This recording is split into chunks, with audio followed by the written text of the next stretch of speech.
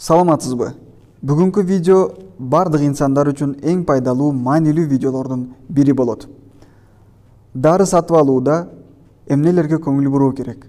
Сатып алуучу дарыбыз бүткүл дүйнөлүк саламаттыкты сактоо уюмунун текшерүүсүнөн өткөнбү? Ал дарыны кантип текшерсе болот? Ушул жөнүндө бүгүнкү видеодо маалымат аласыз. Ал үчүн телефонуңуздун интернетин күйгүзүп, Google Chrome приложениясы сайты тиркемесине киресиз. Сизде башка интернет браузер болсо дагы ошол аркылуу да кирүүгө болот. Кирген учурда поиск бөлүмүнө vidal.ru деп жазабыз.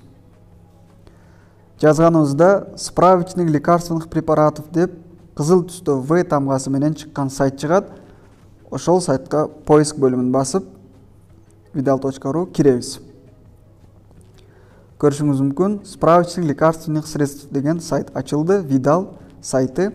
Биз ушул жерге поиск бөлүмү турат. Бул жерде бир жолу басып, поиск бөлүмүнө сатып алуучу дарыбыздын атын туура кылып жазышыбыз керек. Кандай аталышта жазылса, биз туура кылып жазып, аны поискке беришибиз керек. Мисалы, бул жерге мен эч кандай дарынын атын жазбайм. Сиз болсо сатып алуучу дарыңыздын атын туура жазып, текшересиз, андан кийин поиск бөлүмүн бир жолу басасыз. Мына көрүшүңүз мүмкүн, поиск по запросу деп чыкты, не найдено результатов. Результат чыккан жок. Мындай дары жок дегени. Мындай дары демек бүткүл дүйнөлүк саламаттык сактоо уюмунун текшерүүсүнөн өткөн жок. Аны колдонууга болбойт. Эгерде сиз жазган дарыңыз аты туура жазылган болсо, поискке бергениңизде бир канча запростор чыкса, ошол дарынын аттары менен кайсы мамлекетте чыккан,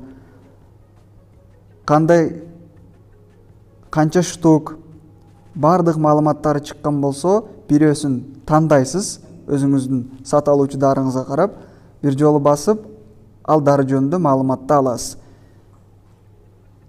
Ал дарыны да колдонууда сиз албетте врачтын консультациясын алып, врач жазып берген консультация боюнча колдонсоңуз болот.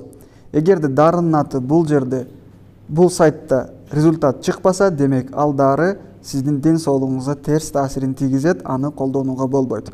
Эгерде бул жерде ал дарынын аты чыгып, бардык маалыматтар берилген болсо, ошол учурда дагы албетте врачтын консультациясы менен ал дарыларды колдонсоңуз болот.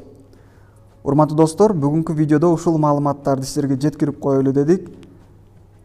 Бул видеобуз сиздерге пайдалуу болгон болсо жана көп адамга жетип баруусун кааласаңыз, албетте видеого лайк басып, биздин баракчага жазылып, досторуңуз башкалар менен бөлүшүүнү унутпаңыз.